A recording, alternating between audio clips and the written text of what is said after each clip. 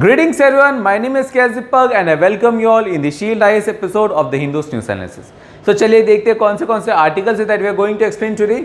So first article is on scheduled tribes. तो यहाँ पर इंडियन पॉलिटी के पर्सपेक्टिव से समझेंगे कि scheduled tribes कौन होते हैं, संविधान में कौन सा आर्टिकल है जो कि इनको मैंडेट करता है, इनको स्पेशल प्रोविजंस प्रोवाइड करता है, क्या क्या स्पेशल प्रोविजंस हैं, इनको किस बेसिस पर हम लोग एक ट्राइब को शेड्यूल्ड ट्राइब्स घोषित कर सकते हैं. Also will be looking on the aspects of particularly vulnerable tribal groups. So all these dimensions in our first article.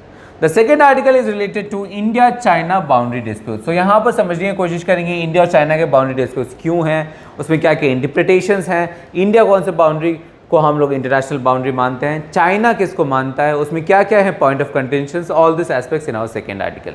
The third article is related to a comment coming from an parliamentary standing committee related to regulatory bodies with the perspective of medical devices. तो यहाँ पर एक एक stages करके हम लोग उठाएंगे. First of all देखेंगे कौन से रेगुलेटरी बॉडीज़ हैं, देन मेडिकल डिवाइसेस इंडस्ट्री की हालत क्यों ख़राब है, उसमें क्या क्या इश्यूज़ हैं, क्या क्या चैलेंजेस हैं वो देखेंगे. As well as will be looking on the aspects of panels. ये जो पार्लियामेंट्री स्टैंडिंग कमिटीज़ हैं वो क्या होते हैं, उसके क्या क्या सिग्निफिकेंस है, उसके क्या क्या इशूज़ हैं. So all this multi dimensional aspects of this article would be in our third aspect, in our third article. The fourth article is related to Armenia Azerbaijan clash. So यहाँ पर कहीं ना कहीं डिकोड करने की कोशिश करेंगे कि अर्मेनिया और अजरबैजान है कहाँ पे, उनका जियोग्राफिकली लोकेशन क्या है, अर्मेनिया के क्या क्या एस्पेक्ट्स हैं, अजरबैजान के क्या एस्पेक्ट्स हैं, ये जो पॉइंट ऑफ कंटेंशन है वो क्या है, उसकी कहीं ना कहीं हिस्ट्री को हम लोग समझने की कोशिश करेंगे, हिस्ट्री क्या है उसका, and that is what we are going to do in our fourth article. The fifth article is related to wholesale inflation. But यहाँ पर हम लोग सिर्फ और सिर्फ होलसेल इन्फ्लेशन तक रेस्ट्रिक्ट नहीं करेंगे, बट ऑल्सो भी सीइंग दी कंज्यूमर प्राइस इंडेक्स. सो जो कंज्यूमर प्राइस इंडेक्स है वो क्या होता है, होलसेल प्राइस इंडेक्स है वो क्या होता है, उनकी बारीकियों में समझेंगे कि कौन सा इंडेक्स जो है कौन पब्लिश करता है, उसका बेस ईयर क्या है, also the types of CPI उसको हम लोग कैसे मेजर करते हैं, क्या क्या एस्पेक्ट्स हैं, the weightage, the divergence between the CPI and WPI. So all these dimensions we will be discussing in our fifth article. And as usual, the last one is on the quiz of the day.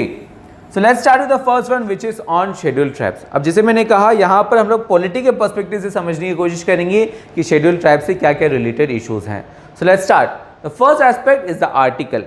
So article 342 of Constitution says the scheduled tribes जो हैं they are those tribes or tribal communities या part of tribal communities जिसे कौन declare करते हैं, who are declared by president, the head of the state through a public notification. अब president किस basis पर एक कम्युनिटी को शेड्यूल्ड ट्राइब्स कहीं ना कहीं घोषित करेंगे, that is also important. So there are specific criteria जिसके बेसिस पर एक कम्युनिटी को शेड्यूल्ड ट्राइब्स कहीं ना कहीं आप डिक्लेयर करते हो. So let's see those criterias. The first is primitive traits, they should have primitive traits. Second, geographical isolation. अब क्योंकि जियोग्राफिकल आइसोलेशन होगा that would also mean there would be an distinct culture. Then this also means they should have a shyness of contact. बाकी के जो community हैं as large उनके साथ interact करने के लिए एक शाइनेस कहीं ना कहीं वो शोकेस करते हैं. And the fifth one is economically backwardness. अब जो कम्युनिटीज़ हैं जहाँ पर आप इन बेसिक ट्रेड्स को देखते हो, उन ट्रेड्स को, उन कम्युनिटीज़ को हम लोग क्या घोषित करते हैं, scheduled tribes. Then now let's see another aspect that is known as the particularly vulnerable tribal groups, जो कि प्रीलिम्स के लिए काफ़ी इंपॉर्टेंट है. So what is this particularly vulnerable tribal groups. अब यहाँ पर समझें कि ट्राइबल ट्राइब्स में भी काफ़ी सारे कम्युनिटीज़ हैं जिनको स्पेशल अटेंशन की ज़रूरत होती है, जो कि बाकी कम्युनिटीज से ज़्यादा वॉलेटाइल होते हैं, ज़्यादा हॉस्टाइल होते हैं, और उनके लिए ज़्यादा अटेंशन देने की ज़रूरत है ताकि उन्हें प्रिजर्व करें. और उन कम्युनिटीज़ को हम लोग क्या कहते हैं, उन कम्युनिटीज़ को हम लोग कहते हैं पर्टिकुलरली वनरेबल ट्राइबल ग्रुप्स. अब ये जो है it is a result of a commission. एक कमीशन आया था way back in 1973 known as the Dhebar commission. और देबार कमीशन ने कहा था कि हम लोग को एक स्पेशल मैकेनिज्म बनाने की ज़रूरत है जहाँ पर वैसे जो ट्राइब्स हैं जहाँ पर हम लोग शेड्यूल्ड ट्राइब से ज़्यादा हम लोग को उन्हें अटेंशन देने की ज़रूरत है, उन्हें स्पेशल प्रोविजंस प्रोवाइड किए जाने चाहिए और उन कमिटीज़ के लिए अलग से मैकेनिज्म होने चाहिए. And that mechanism is known as the PVTGs. अब देबार कमीशन का रिजल्ट जो था, जो रिकमेंडेशंस थे, उसके बेसिस पर हम लोग ने कॉन्स्टिट्यूट किया था एक category known as the particularly primitive tribal groups, abbreviated as PTGs. पर उसे फिर हम लोग ने लेटर स्टेजेस में हम लोग ने रीनेम किया पर्टिकुलरली इन 2006, और उसे रीनेम कर हम लोग ने अभी नाम रखा है पर्टिकुलरली वनरेबल ट्राइबल ग्रुप्स. अब जैसे आपने देखा शेड्यूल्ड ट्राइब्स के कुछ क्राइटेरियाज हैं, वैसे ही पर्टिकुलरली वनरेबल ट्राइबल ग्रुप्स के भी कुछ क्राइटेरियाज हैं। कौन से क्राइटेरियाज हैं? द फर्स्ट वन इज कि वहाँ पर जो पॉपुलेशन है, उन कम्युनिटीज़ की जो पॉपुलेशन है वो आइदर स्टैग्नेंट होने चाहिए, मतलब बढ़ने नहीं चाहिए, वो स्टैग्नेंट सेम टू सेम होने चाहिए, या दे शुड बी डिक्लाइनिंग, वो कम होने चाहिए। सेकेंड वन, टेक्नोलॉजी जो यूज़ करते हैं, जो टेक्नोलॉजी वो यूज़ करते हैं, they should be of the pre agricultural era, agriculture से पहले के जो एरा है उसके टाइम के टेक्नोलॉजी वो यूज़ करनी चाहिए। Third is the literacy, and literacy should be extremely low, it should be extremely low. And the fourth is economy, they should be subsistence level. Subsistence level मतलब वो सिर्फ और सिर्फ पर्टिकुलरली पर्सनल ज़रूरतें जो हैं, जो कि डे टू डे एक्टिविटीज़ है, डे टू डे रिक्वायरमेंट्स है, उसके लिए सिर्फ और सिर्फ वो इकोनॉमी सस्टेन कर पाए, वही सस्टेन कर पाए और वो आउटसोर्स ना कर पाए। उस लेवल की इकोनॉमी को हम लोग क्या कहते हैं? The economy of subsistence level. और ये जो क्राइटेरियाज हैं, इन क्राइटेरियाज को हम लोग ढूंढते हैं। अगर एक कमिटी है जो कि इन क्राइटेरियाज को फुलफिल करते हैं, and then we put that committees in the list of particularly vulnerable tribal groups. With that understanding, now let's move to our next aspect, that is on the one problem less on border. अब ये जो comment आया that is related to the India-China boundary dispute. अब India-China boundary dispute जो है वो consistently काफ़ी time से न्यूज़पेपर में रहे on the same basis। कुछ टाइम तक वो ईस्टर्न बॉर्डर्स में हम लोग ने काफ़ी डिस्टर्बेंसेस देखे। Then we also saw issues in our central sector, और रिसेंटली हम लोग ने देखा we had an issues in our western sector. तो वेस्टर्न सेक्टर हो या सेंट्रल सेक्टर हो या ईस्टर्न सेक्टर हो, यहाँ पर काफ़ी सारे इश्यूज चलते आए और इसके वजह से ये आर्टिकल जो है ये कंसिस्टेंटली न्यूज़पेपर में कवर किए जा रहे हैं। So that is why we have covered all the aspects related to this boundary dispute in our 5 August video, जहाँ पर क्या क्या एस्पेक्ट्स हैं, इंडिया कौन सा लाइन को कंसिडर करता है इस इंटरनेशनल बाउंड्री, चाइना कैसे कंसिडर करता है, चाइना का क्लेम क्या है, चाइना को हम लोग कैसे काउंटर कर रहे हैं, how we are countering and balancing the one China policy with one India policy, that all dimensions I have discussed in the 5 August video. So please refer to this video here. With that understanding, now let's move to our next aspect, that is on the regulators, particularly related to the medical devices. अब जैसे मैंने starting में भी कहा, ये जो comment आया, ये comment is coming from the parliamentary standing committees.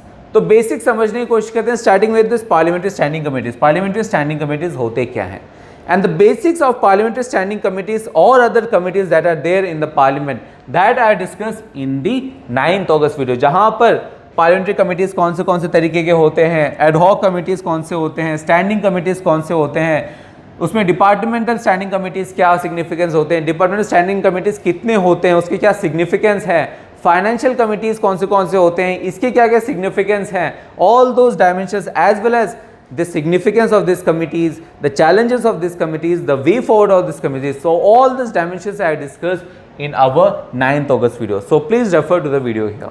अब इस पे बिल्डअप करते हैं, इस पे देखते हैं first regulator, that is the central drug standard control organisation, CDSCO। तो CDSCO पे बात करें जिसका जिक्र इस आर्टिकल में भी है। So what is the CDSCO? So CDSCO is the Central Drug Authority of India, India का सेंट्रल ड्रग अथॉरिटी है।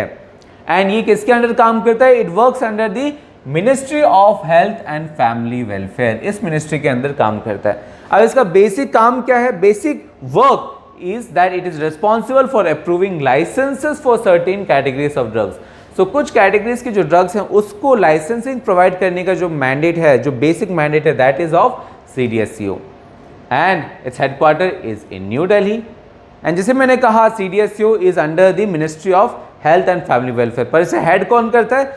It is headed by the DGCI, that is the drug controller general of India. तो जो drug controller general of India होते हैं, जो personality होते हैं, he is the one who heads CDSCO। अब CDSCO का क्योंकि जो बेसिक काम है that is related to approving licences, but it also has some other functions. उसके जो फंक्शंस है वो भी over the years multi dimensional हुए हैं। So let's see other mandates और other functions of CDSCO. So CDSCO is responsible for the following. The first one is the drug approval, as I told initially. Second one is to conduct clinical trials. Clinical trials वो करते हैं एक drugs के लिए। Also they set the standards. Standards भी वही set करते हैं कि एक ड्रग के स्टैंडर्ड्स क्या होना चाहिए, वो उसकी क्वालिटी पैरामीटर्स क्या होने चाहिए। They also have quality control. Standards भी देते हैं और कंट्रोल भी चेक करते हैं। Then they coordinate activities with the state drug control organizations. Also registration of foreign manufacturers related to this drugs बनाने के जो फॉरेन मैन्युफैक्चरर्स हैं अगर वो आए तो उनके भी रजिस्ट्रेशन का काम किसको दिया गया है, CDSCO को। Also the grant of licences to import and recommending the banning of drugs considered harmful. So ये जो एस्पेक्ट्स हैं that is the multi dimensional और मल्टीफेसेटेड एस्पेक्ट्स और responsibilities of CDSCO। So you can understand how important this organisation is. With that now let's see इसके challenges क्या हैं। ये जो पैनल के थ्रू जो कमेंट आया है CDSCO या रेगुलेटर्स जो हैं particular related to the medicine devices जो हैं उसकी जो इंडस्ट्री है उसके ऊपर जो कमेंट्स आए हैं वो कमेंट्स का रीज़न क्या है, वजह क्या है। सो let's C.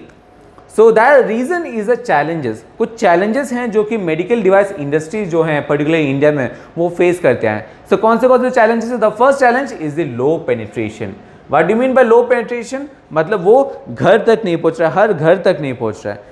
To give you example, जो पर कैपिटा मेडिकल डिवाइसेस की जो स्पेंडिंग है अगर वो आप इंडिया का कंसिडर करेंगे तो इंडिया का है $3 का 3 US। बट आप उस अमाउंट को अगर आप चाइना से या रशिया से कंपेयर करोगे सो वहाँ पर जो है per capita medical device spending is way higher. For example China में है $7 and it's $42 in Russia. So you can see how low India is. Second issue is the lack of accessibility.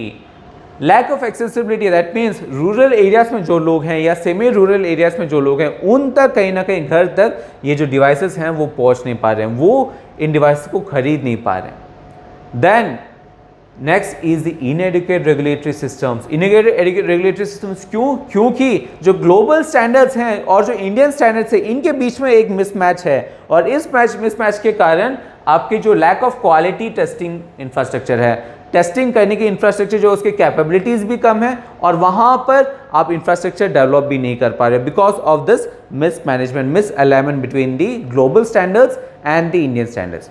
Then another issue is the real estate prices and the high capital cost.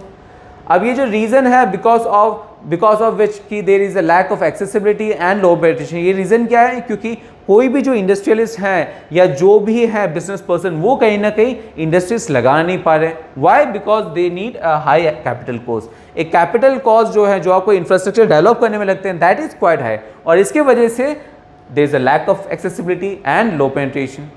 Then there is insufficient attention काफ़ी कम दे रहे हैं policy makers.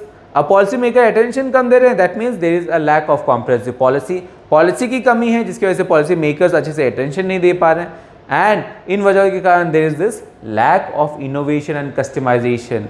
So what we need is to have a policy. एक बार policy बन जाए, policy makers को इसका जो अटेंशन है उस पर देना है, अटेंशन प्रोवाइड करना है, वो उन्हें पॉलिसी बनाना है।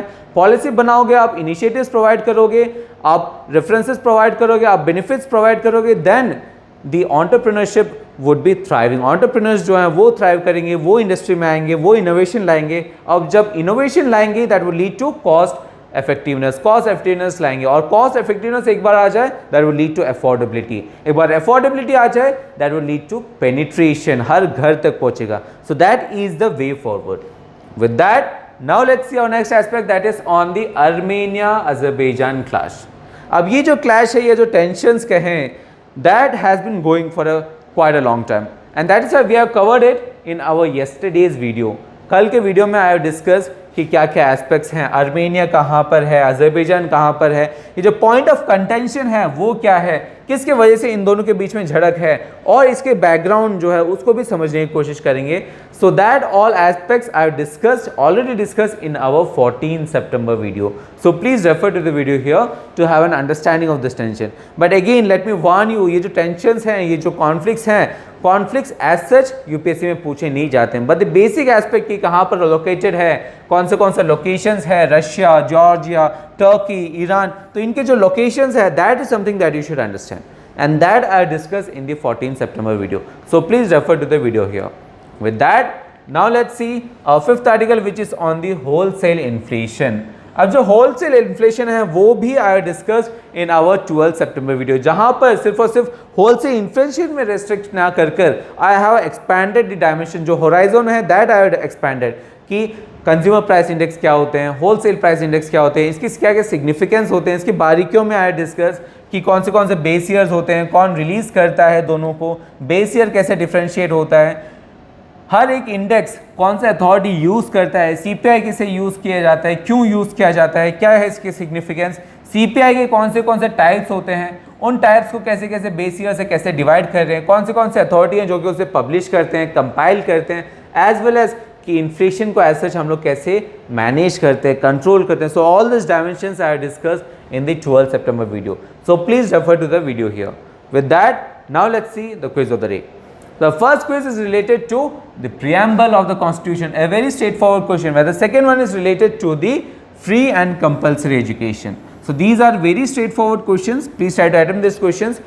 और अगेन एज यूजुअल इन क्वेश्चंस के जो आंसर्स हैं along with explanations would be provide in the form of PDF, जिसका जो लिंक है वो आपको वीडियो के डिस्क्रिप्शन में मिल जाएगा.